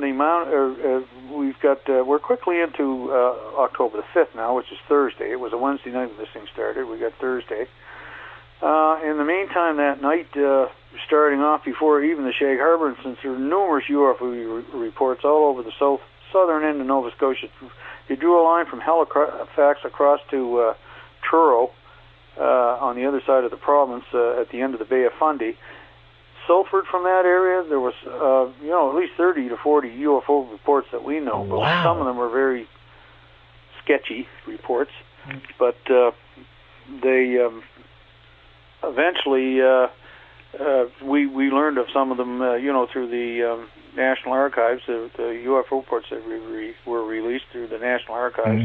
And this goes back quite a few years ago. I mean, I was looking at those things, 7,700 of them from the National Research Council through to the National Archives back in 1997. 7,700 files you went through? 7,700 files. These were UFO reports that that were amassed in the Canadian files. Now I guess they're up around 9,500. Wow. So anyway, I dug out many reports. Chris and I, he'd been through the library loaner system first, and he was the. It's Chris Stiles, folks. Chris Stiles. Yeah, Chris Stiles, co-author of our book. Right. He'd been onto this case probably a good 14 months before I got involved, and he sort of dragged me into it to begin with. And he'd just found some of the witnesses, and then I found the Mounties. And when I got involved, and I found actually we found Norm Smith together by accident when we were interviewing Dave Kendrick. We didn't even know about Norm Smith. Nobody did, but he was on scene. He went through the whole thing, right? And anyway, we between the two of us and me re-interviewing Chris in order to write the book, because I did the majority of the writing on the book. He wrote a couple of chapters to do with the Sightings program and another event that happened down in 1970 in the Shag Harbour area. And but to do the book, I had to re-interview him and re-interview everybody he'd interviewed, almost everybody anyway. And so I could write the book so I could get it straight in my own head, plus, the people I'd found and so on. About 3 o'clock in the morning, the fishermen knocked it off and decided to go back home because they're retired. They'd been up since 3 o'clock. 24 hours, yeah. This morning, yeah. They get up early and they go to sea, pretty early. You're listening to Night Fright, your voice in the dark for paranormal and conspiracy radio. The time is now. And now your host, Brent Holland. Don, and, Michelle has a quick question for you about Chris. Sure, yeah. Yeah, wasn't Chris a witness himself? No, not a witness to the Shag Harbour incident. That's a misnomer on the back of the book. Oh, okay. I was away on vacation, and I think Chris was away or at work or something because he didn't work. He worked as a caregiver back in those days, and he used to stay with a guy for about 5 or 6 days on end before he got home, and they had sent us the cover proofs. I was away on vacation, Chris was away, and neither one of us got to them in time to change that little blurb on the back that says Chris Stiles, who himself is an actual witness. He was a witness, all right, the night of the Shag Harbour incident to a UFO incident in Halifax, not to the one in Shag Harbour, but it was a pretty good one that he was involved with. Observed apparently by a couple of other people who the next day their reports were reported in the newspaper. There's too many different details to get into on the Shag Harbour instance to squeeze in here tonight, but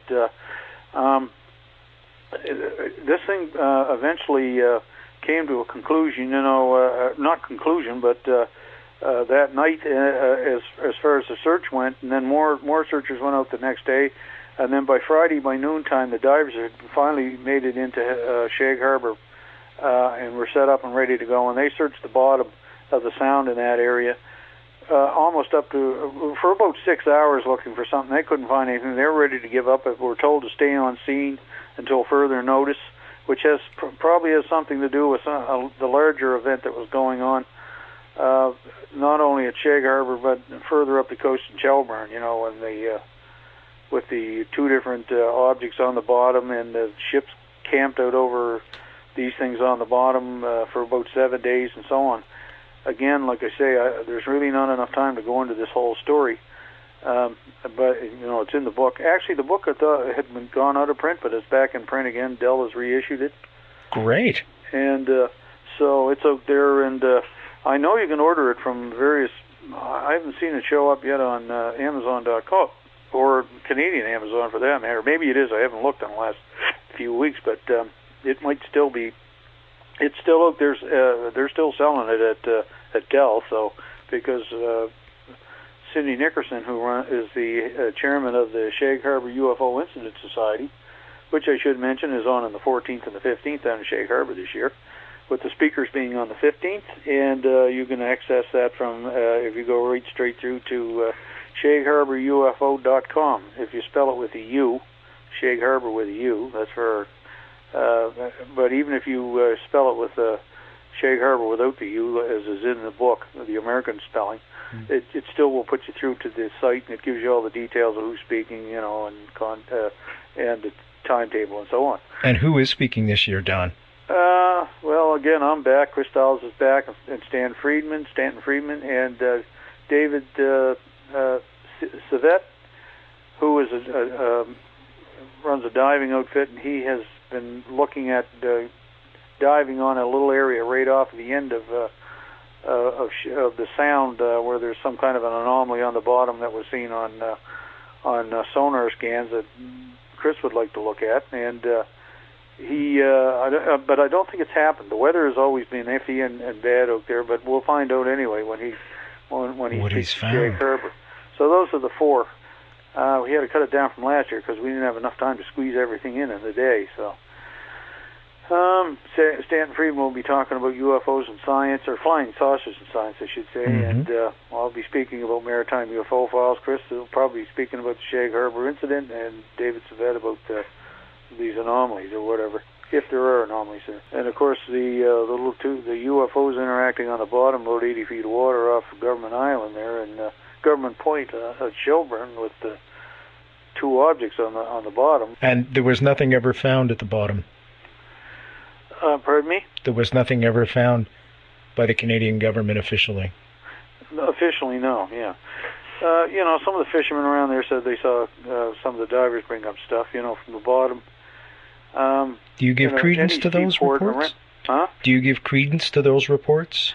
Yeah, because there was some material taken to the Naval Armament Depot in Dartmouth, across the harbor from Halifax. But by Maurice Coffey had mentioned this. He was from the Defense Research Board back in those days. That's the government. I'm sure you've heard of DARPA in the United States. It's the Canadian equivalent of that in Canada. It's not a military research organization. It's a civilian research organization, but that works closely with the military, developing whatever the military wants. So, has there been an extensive cover-up? I don't know. It's here in Canada. It's hard to get information. I envy the Americans. They seem to be able to get reports to their Freedom of Information Act of stuff that we can't. I've tried different times to get stuff through our access to information in Canada, and there's always some excuse. There's not enough personnel to get that. We don't. I don't know. Maybe Michel has run across this himself or yourself, but it's hard to get information out of our government. And they keep coming up with this. We don't have enough personnel to look after this, and it's going to cost a lot of money and so on. I don't have a lot to I wish I did money, but yeah. Well, and I'm sure everybody does. But anyway, that sort of brings you up to date on the first part of that the incident, and then there's several days following after with some really weird stuff going on, and the stuff that was going on that night, or the incidents that were going on that night are. It's just too much detail in 2 hours, So. Yeah. Earlier, Brent and I were talking about whether or not there was something similar that happened in Ontario. Yeah. And some years back, before he passed away, I had a chance to talk to Leonard Stringfield. Oh, did you? Yeah. Yeah, and he had given me some information just verbally over the phone that in 1954 there had been a UFO crash just outside of Owen Sound. Oh, yeah. Which is between here and Parry Sound, or on the way to Toronto. Yeah. And I heard of another report of an object that came down just outside of the Army base, Petawawa, which is just on the border of Quebec and Ontario. Right up. And so things like that. It's very hard to get information, much less, adequate details of the whole incident. Yeah. Well, if it is an actual object crashing. You have to wonder all the time whether these are crashing or just going into the water, Yeah. At Shag Harbour, I doubt anything crashed there. I think it landed on the water and then went under the water after a while. And it's probably just doing what these things do to be annoyance, and then just took off up to the sea or something. There were other witnesses around that came out after the fact that we found out about, or relatives of the witnesses who had passed away to tell us that they had observed, and at least a few different cases, different people had observed more than one object in the area that night. One of them thought they saw a moon and the UFO, and one of them went down and landed on the water. And there was actually a couple right beside the Irish moss plant when the thing went in the water, and they watched the thing land on the water, gently on the water. This only came out a couple of years ago. This is long after the book. There's lots of details come out since the book, and came out. And but it's like anything else, it's like trying to nail jello to the wall to nail down details on this. Yeah. People are getting older, and it's like like Stan used to say about Roswell. It's a race with the Undertaker, exactly, to get at the witnesses. So this thing happened in 1967. What do we got? 43 years ago now. Well, 42 years ago. Yeah, it's getting up there. And if people were in their 30s, they're in their 70s now, and their memories aren't what they used to be, and so on. We do a lot of work on the conspiracies of the JFK. Files get lost. Even the official report that was done up by the RCMP in Barrington Passage got lost. We got some telexes, where they interviewed people and so on, but that's not the full body report, which in this particular case probably ran on for 20 pages or more. And but that got lost when they moved their detachment from, about a quarter mile down the road from where it used to be, or it just got lost, or maybe it got burned. Who knows? Because there were files building up. Yeah. We don't know what respect UFO files have with the government, and in actuality, thinking again about the number of about how the Air Force and the military treats this and the government treats this. Judging by the responses that these things have no significant there's no security significance to these things, that they're not a threat to national, to sovereignty or the sovereignty of the country or our airspace or anything like that. The Americans say the same thing, and so do the British. It's almost like rote work now. And I personally don't buy that. I think they're embarrassed by these things because they can't do anything about them. Exactly. Particularly the United States has got supposedly the most powerful country in the world with the biggest air force in the world, and they can't do anything about it. So what else are you going to say? Exactly. No, there's no significant military or security threat. They're not a significant security threat, but anything coming in, in a light airplane or any kind of an airplane that might be heading for a tall building in the United States, that's a security threat. Now, how do they know one from the other, Yeah. It's a lot of nonsense, and I think it's because they're embarrassed by it, and they've been embarrassed by this since back in the Second World War, and they can't do anything about it, so they have to come up with that. They want to get it off their back, but by the same token, it's probably a serious situation somewhere deep down in the air, in the military hierarchy, not in the United States, but probably here, and maybe in the United Kingdom and all the other countries, like France and Russia and so on and so forth. Who knows? Did you and Chris file Freedom of Information Act requests in order to get those RCMP documents? Because I know I contacted Chris years ago because he had some RCMP documents that I did not have. Which ones are these for? For the Shag Harbour incident. Oh, no, we just got them off through the library loaner system. Those ones were already out there, the documents, and there's no documents, for the second half, what we call, the story part of the Shag Harbour incident. It's all anecdotal. That there's, about 90% of it's military anecdotal witness testimony. So. One last quick question, because I know you have to go, and I'm looking at the time. Disclosure. We have a new president of the United States. Do you think we're any closer to disclosure? No, I don't think so. I don't think I don't think he has a need to know. Curiously enough, at some level, possibly he does, and then things are explained to him to make it. Impossible for him to get any deeper into it. I'm not even sure he really cares one way or the other, the new president. Clinton said he was going to do something about it, and I'm sure Reagan probably tried because he had his own experience. That's what Carter. And Carter also tried too. That's right. Carter, well, Carter had his own, again, that was explained away as Venus, and I think that's not true. But, I agree. Carter was actually... I think he was. What was his job in the military? In the Navy, he was in the nuclear part of the Navy. It was something like that, eh? Yeah. I think he has some kind of a physics degree too. I don't know if he's a full-blown PhD or anything like that, but he wasn't involved in that sort of thing. I think this guy was a little smarter than that to think that, well, there's Venus again. That would be of great value to us if they could somehow blot that planet out. So many people, just because that thing's in the sky, that's what it was. Or swamp gas. If I hear swamp gas again, I'll go crazy. Doesn't matter if it was some triangular object, of a half a mile on a side, Exactly. Traveling 500 feet over some suburb. Venus was up, so that's what it must have been, Which is a relatively unbrilliant light in the sky. Yeah. It does look a little... brighter than the other stars, when it's up and running. But it doesn't move around like people must be awful stupid if they can't figure that one out. Exactly. Might be a star. I want to thank you, Don, so much for coming on the show. Not a and problem. Sharing your time with us. To have me on. Folks, Don Ledger, parting words? Well, no, I've of late been been involved in getting my house finished and getting it on the market and so on.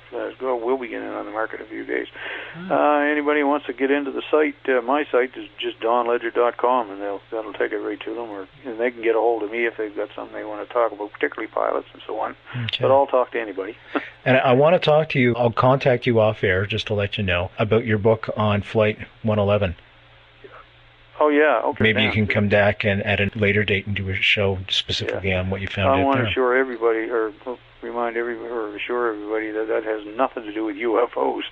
This is straight aviation stuff and a bad accident, and leading up to it, what happened during and after. Absolutely. Okay. Okay. Thank you so much for coming on, Don. Don Ledger, folks. I'd like to say goodbye to Michelle, too. It was nice talking to you. Take care, Don.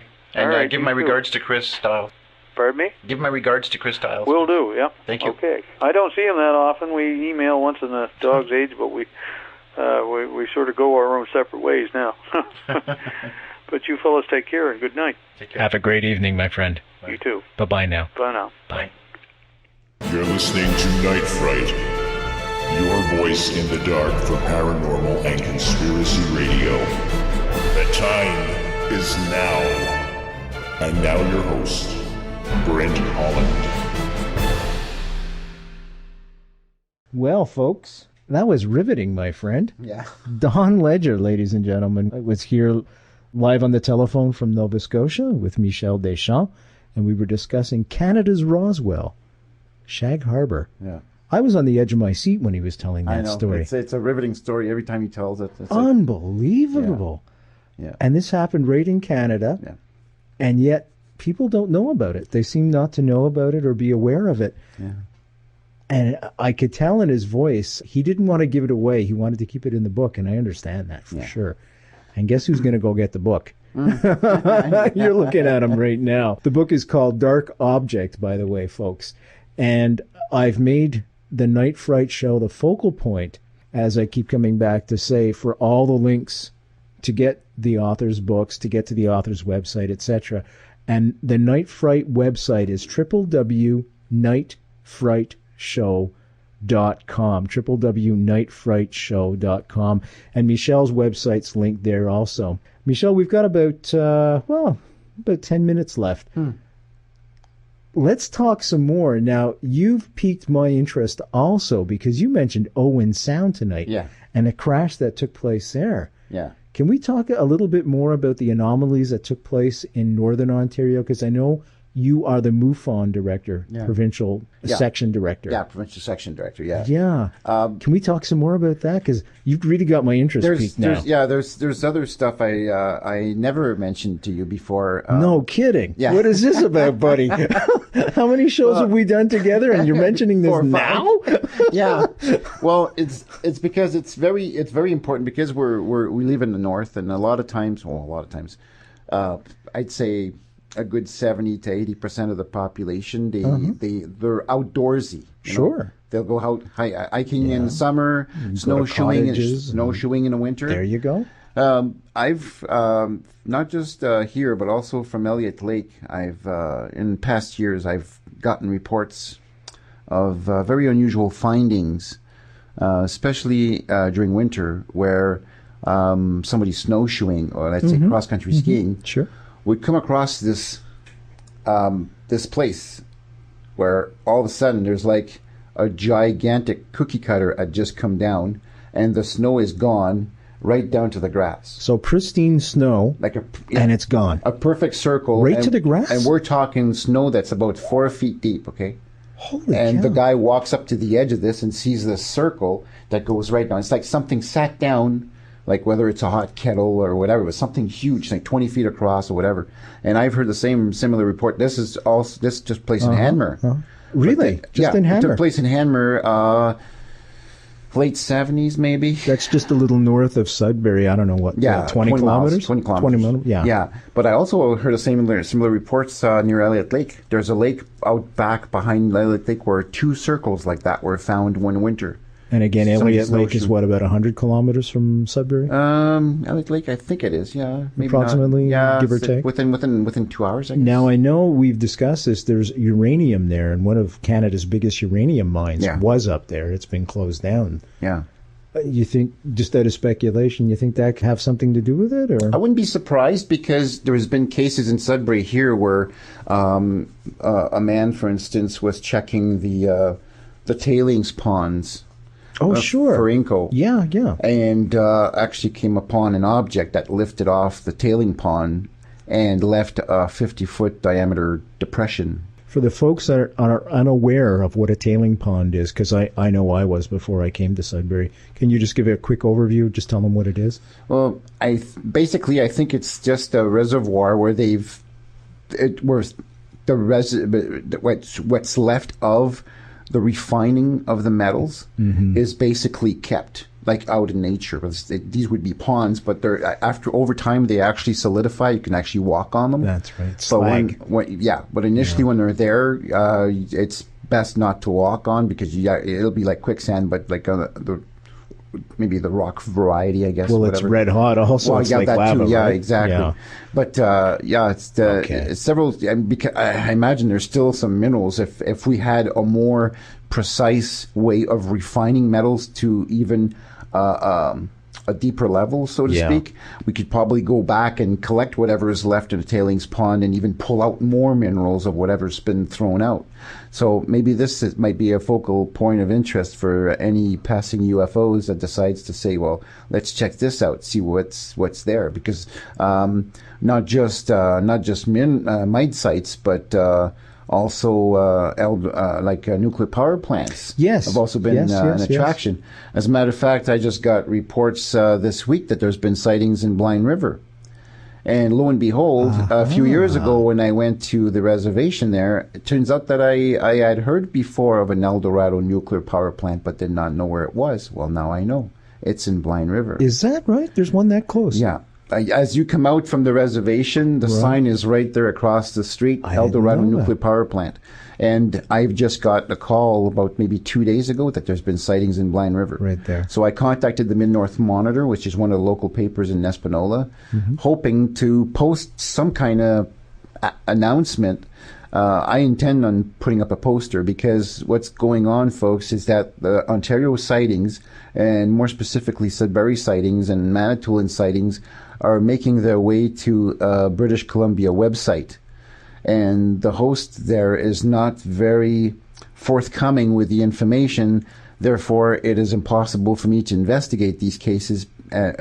One, because I don't have the information, and the people out in Vancouver don't have the ability to investigate the cases because they do not occur in their own backyard. Local cases, yeah. And so I guess it's because it's alphabetically speaking. His website gets hit before mine. His starts with an H because it's Houston, British Columbia, and mine is Northern Ontario UFO sighting. Well, folks, there you go. You know, if you're a trucker traveling across a Trans-Canada, I know for a fact there are many of you out there, and you're doing a great job, but I know for a fact you've seen stuff in the sky. And if you want, go to nightfrightshow.com, www.nightfrightshow.com. Send me an email with your story, your sighting, and I'll give it to Michelle. I'll just send it on to Michelle.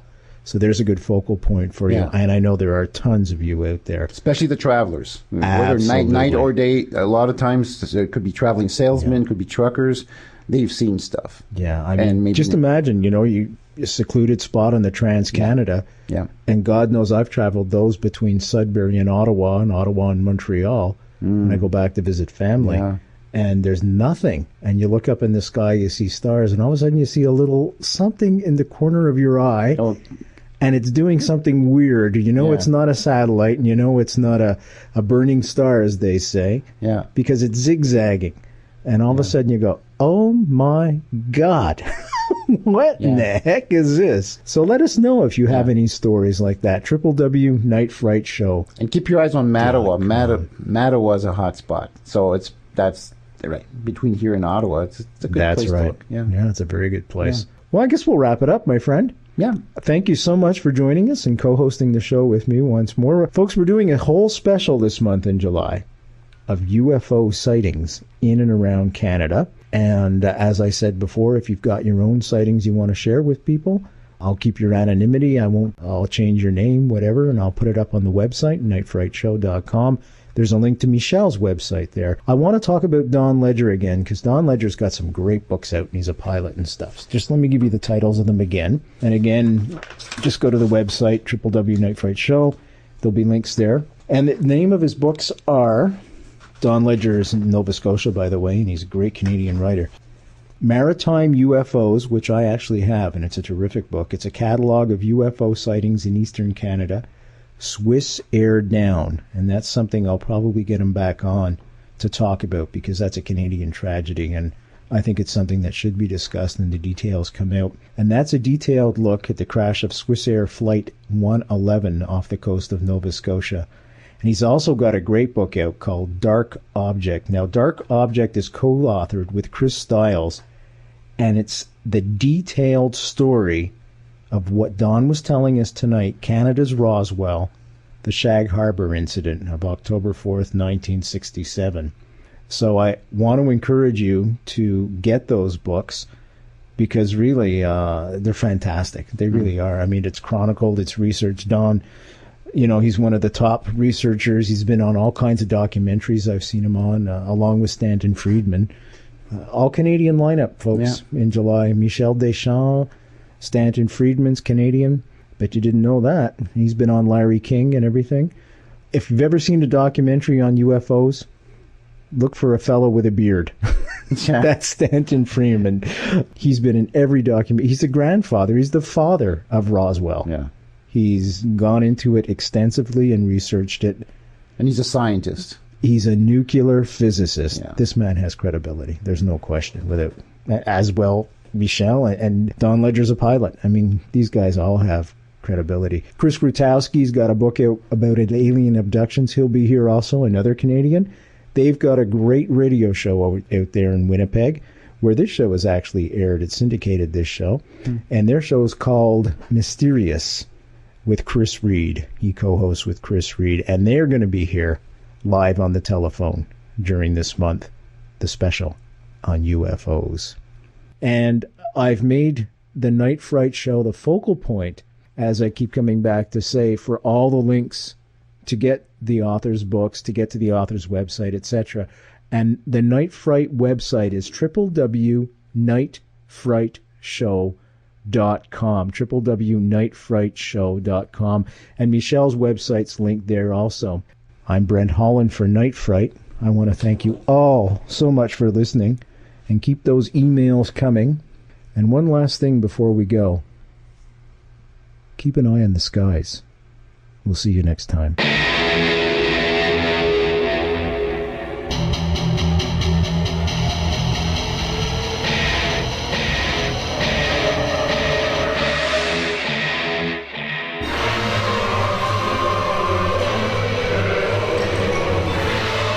You're listening to Night Fright, and your host, Brent Holland. The time is now. Your voice in the dark for paranormal and conspiracy radio.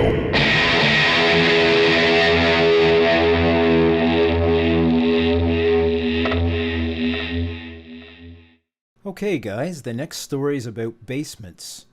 So what is it about basements anyways that always scares the bejesus out of us?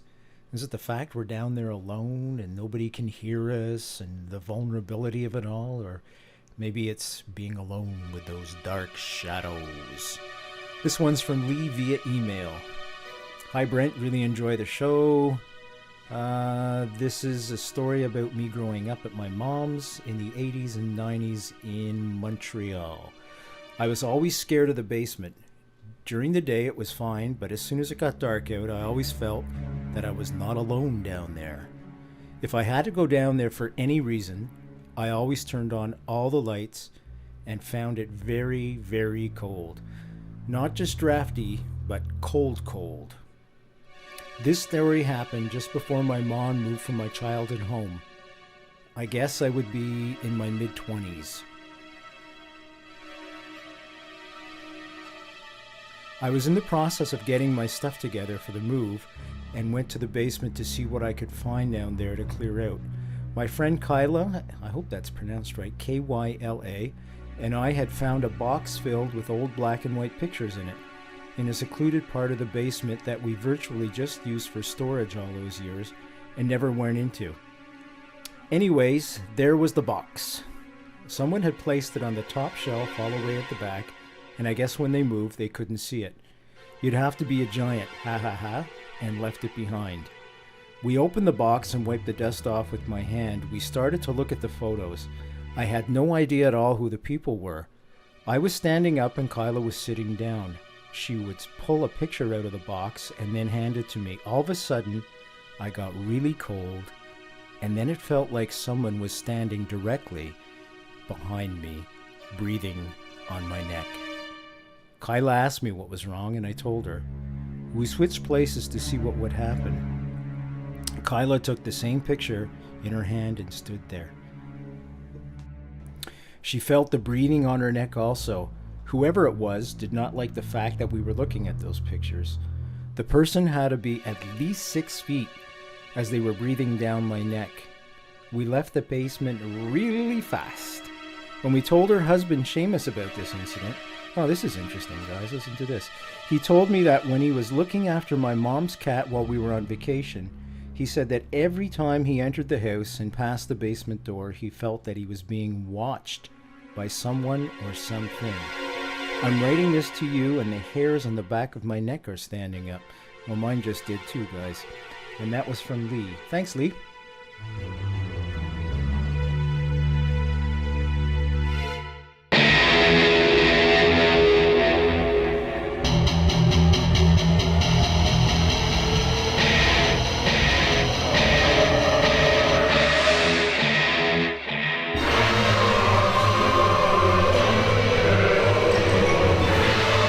You're listening to Night Fright and your host, Brent Holland. The time is now. Your voice in the dark for paranormal and conspiracy radio.